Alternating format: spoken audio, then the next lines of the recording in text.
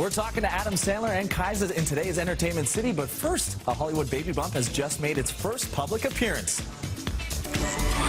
Blake Lively and her baby bump struck a pose at the God's Love We Deliver Golden Heart Awards in New York City last night. It was the actress's first public appearance since announcing she and husband Ryan Reynolds are expecting their first child.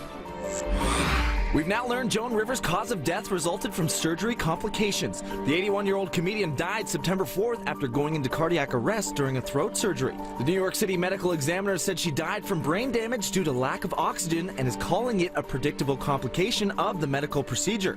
The New York State Health Department continues to investigate. Rivers' daughter Melissa tweeted, "In response to NYC Medical Examiner's report, we continue to be saddened by our tragic loss."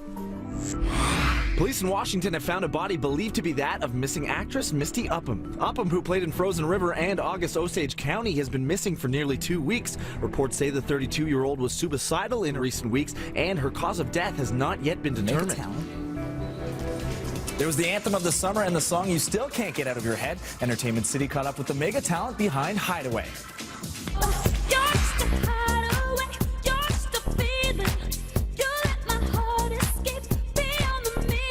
It was the anthem of the summer all over the world, and you're ours. You're Canadian, born and raised in Calgary. Did you ever in a million years think this would happen to you? No, not at all. It totally, like, the way that it kind of took everyone by storm, it totally took me by storm too. It just kind of exploded. The moment I started songwriting, I for the first time, I had something totally unique that came from me, but that I could give to other people. Can you give me a little ooh, Kiesza?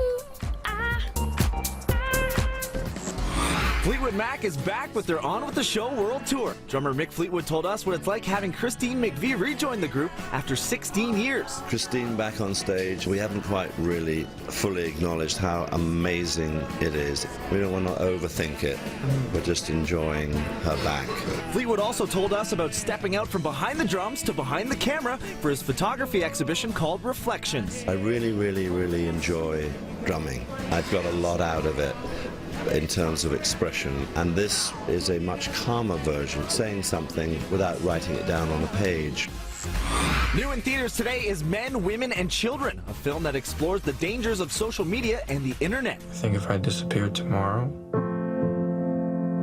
the universe wouldn't really notice. CityLine's Tracy Moore caught up with the stars on the red carpet to talk disconnecting. It shows an aspect of what is happening and what can happen. It's an amazing thing, the internet. It's helping us in so many ways, and it can shake you up as a person or as a family. There's nothing wrong with technology, but there is something wrong with disconnecting. So in that case, I think that it's good sometimes to look up and make sure that we don't forget about the human connection.